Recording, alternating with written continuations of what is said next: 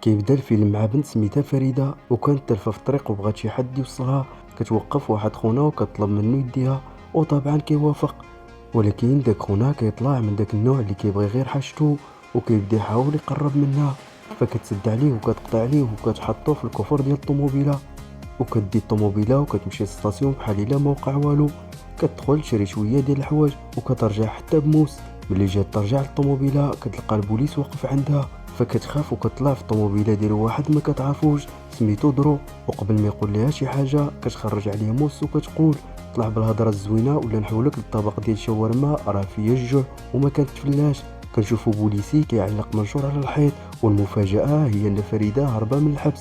فريده كانت محبوسه 7 سنين في قضيه ديال القتل باها. الدنيا كانت مقلوبه عليها، والبوليس كيلاحظ الدم كيسيل في الطوموبيله اللي كانت سايقاها. وفريده كانت مازال كتهدد داك الدري، فكيوقف على الجنب وكان مرعوب منها. وفريده كانت كتقلب في الطوموبيله اللي حداها، كتقلب على التليفون او لا شي حاجه، ولكن هو قال لها ما عندوش التليفون، وما لقات عنده غير شنطه فيها ادوات طبيه. وكتعرف انه كيقرا في كليه الطب، فكتعصب عليه حيث ما نفعها في والو، وكانت حتى جرحاتو في كرشو. وبدا كيتوسل ليها ما تقتلوش حيث هو اللي عند الام ديالو، حيث هو وحيد الام ما عندها حتى غيره من داك النهار اللي مات فيه باه. وهو كيبقى يقول ليها غادي يوصلها للفندق وغادي يخلص عليها، ولكن هي كترفض وكتقول ليه بغات تمشي معاه للدار، حيث الا دخلت للفندق البوليس غادي يشدوها. وفعلا كيجيبها للدار وكتربطو وكتجلس بحال الا الدار ديالها، وكدير اللي بغات وكانها مولات الدار. وحتى كتهددو ما يقولش البوليس على البلاصه اللي فيها. وهو كيقول ليها كون قلتي لي نعاونك كون عاونتك بلا ما نعيش هذا الدل. وكيحاول يهضر معها بالمزيان باش يتقرب ليها وتثيق فيه، وبان انها بدات كترتاح ليه شويه وكتحاول تداوي ليه الجرح ديالو. وهو كيعلمها كيفاش تعقم الجرح، ولكن فجاه كيسمعوا شي صوت وكيقول لها انها ماما جاتها نوبه ديال التشنجات من كثره الوجع. وكيطلعوا بجوج يشوفوها، وكيطلب منها ما تدخلش معاه باش ما تخافش ماما الا شافت شي حد غريب. وفعلا كيخليها برا وكيدخل بوحدو وكيحاول يهدي ماما، ولكن هي كتشوف فريده وكتخلع. وبدا كيطمن فيها حتى كتهدى. من بعد كينزلوا للمطبخ هو وفريده وكيصاوبوا جوج كيسان ديال اتاي، وكيبداو يهضروا وهي كتسولو على الحاله ديال ماما.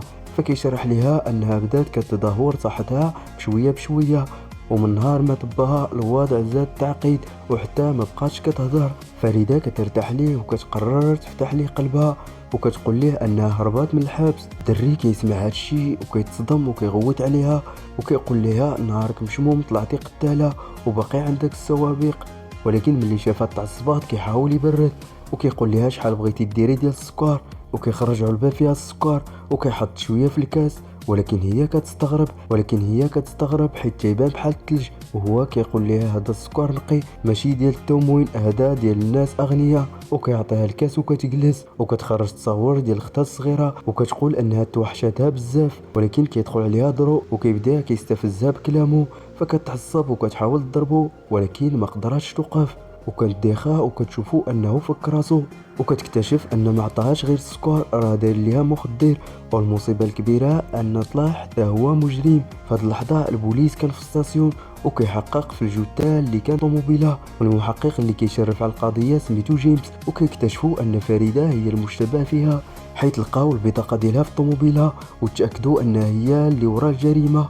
الراجل اللي قتلته فريده كان عندها السوابق بزاف. الضابط اللي خدام مع جيمس بدا كيشك وقال يمكن يكونوا خدامين مع بعض وما تفاهموش وهي تقتلوا. لكن جيمس ما كانش مقتنع بزاف وقال يمكن غير صدفه. فجات عندهم الصحفيه سميتها بيري، وكانت باغا تكون هي الاولى اللي تجيب الاخبار.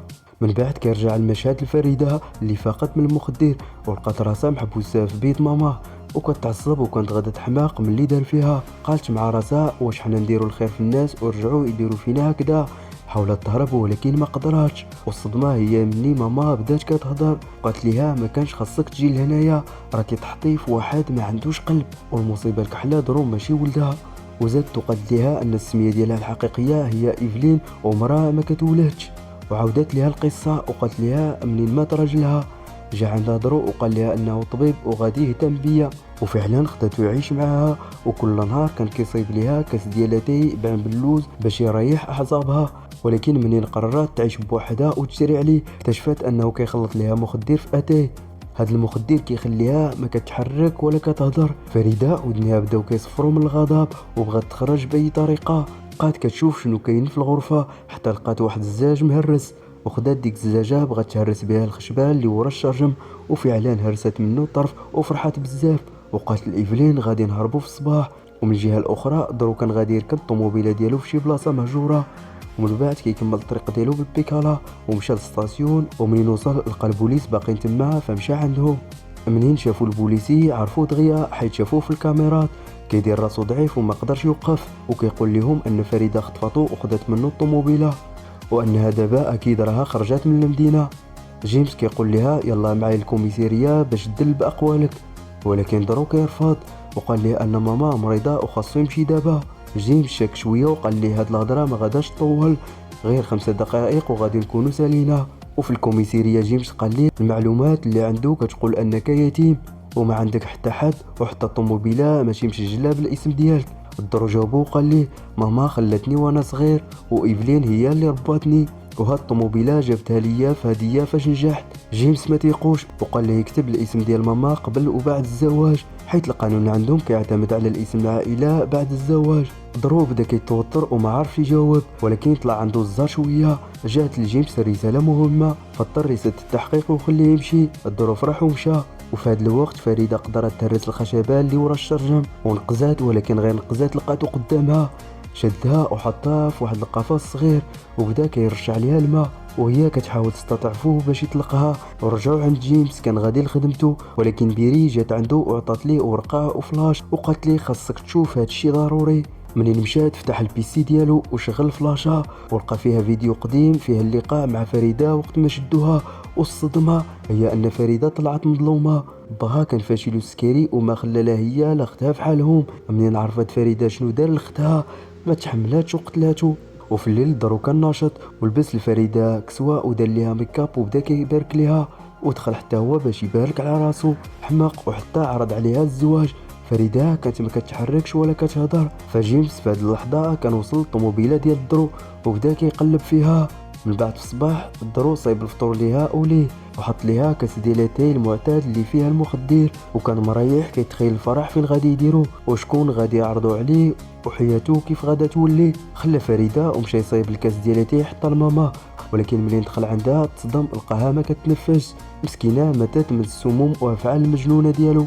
وهو بدا كيبكي وما صدقش. في هذا الوقت المحقق جيمس مشى لدار ايفلين ولكن ما لقاهاش. شافته الجاره وقالت ليه راه ما رجعتش للدار من شهرين. سولها واش عندها شي ولد ولا قريب، قالت ليه لا راه ما كتولدش اصلا. سولها واش عندها شي دار اخرى يقدر يلقاها فيها، قالت لي انها كتنقي دار راجلها حيت ناويه تبيعها، وطلب منها العنوان ومشات تجيب ليه العنوان.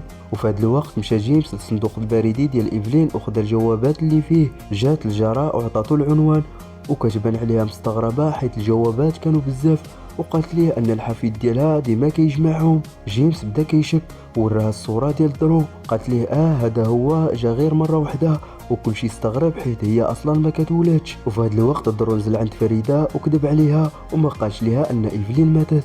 ولكن فجاه شاف الصحفيه بيري كدير ريبورتاج قدام الدار وكانت كتكلم على فريده وايفلين. خرج يشوف شنو واقع وجيمس استغل الفرصه ودخل الدار. تصدم من الحاله ديال فريده ملي شافها وفكها بسرعه وبدا كيسول واش كاين شي حد اخر في الدار. فريده قالت ليه ان كاينه واحد السيده الفوق. طلعوا لقى ايفلين ولكن حتى هي ماتت. وقبل ما يتصل بالبوليس باش يطلب الدعم فجاه جات فريده وضربته وطاح، وهي خدت منه السلاح وبقات مخبيه. دخل درو للدار وما لقاش فريده وبدا كيقلب عليها، ولكن فجاه جا جيمس وبداو كيضربوا بجوج حتى جات فريده وهددتهم هما بجوج بالسلاح. كل واحد بدا كيبغي يقنعها باش تيق فيه وما تقتلوش. جيمس قال لها انه عارفه علاش قتلت باها ووعدها انه غادي يعاونها، ولكن درو خدا من يدها السلاح وبداو كيضربوا هو جيمس عليه. تجات الطلقه في رجل ديال جيمس وكان درو ناوي يجهز عليه، لكن جيمس هدد وقال ليه الا قتلتيني راه غادي تدخل الحبس. وتوتر درون وما عارفش اش يرد وقرر انه يقتل راسو قبل ما يقتلو هو. خرج مخدر من جيبو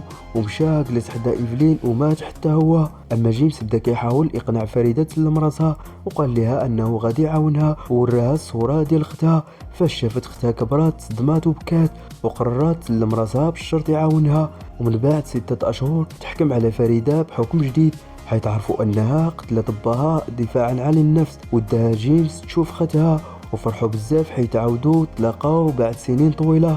هنا غنكون وصلنا لنهاية الفيلم. نتمنى يعجبكم ملخص، وما تنساوش ديروا لايك وتشتركوا في القناة باش يوصلكم ملخص جديد. شكرا على المشاهدة.